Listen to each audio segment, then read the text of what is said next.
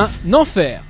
Cette 10e étape du Dakar, une boucle autour de Copiapó était annoncée par tout le monde comme le juge de paix de cette 31e édition. Elle aura été tout simplement horrible pour les participants. Raccourci d'environ 200 km et ramené à 497 km. La spéciale a aussi été retardée en raison du brouillard épais présent sur le parcours.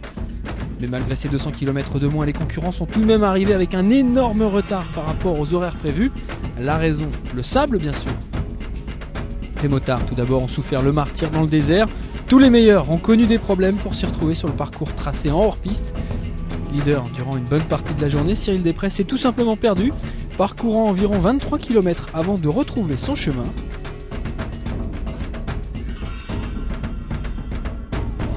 Bien calé dans sa roue depuis plusieurs jours, Marc Comin a connu la même mésaventure évidemment. Du coup, c'est l'Espagnol Jordi Villadoms, parti plus tard et qui a donc suivi sa propre route, qui s'est imposé.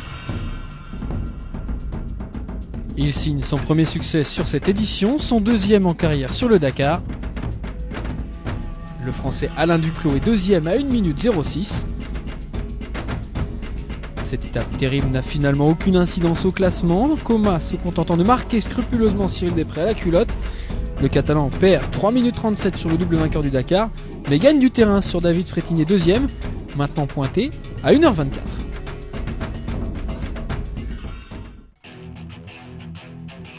Chez les voitures, galère ou pas, rien ne change. Totalement dominateur depuis le retrait d'Al-Attiyah, Carlos Sainz ne craint plus personne et écrase littéralement la concurrence. Victoire encore aujourd'hui pour l'Espagnol, sa 6e dans cette 31e édition, sa 4e de suite et sa 15e en carrière, n'en jetez plus. L'écart, une fois n'est pas coutume, n'est pas très grand avec son poursuivant, seulement 21 secondes entre lui et le Hummer de l'américain Robbie Gordon. Son coéquipier Mark Miller est loin, lui, à 7 minutes 39.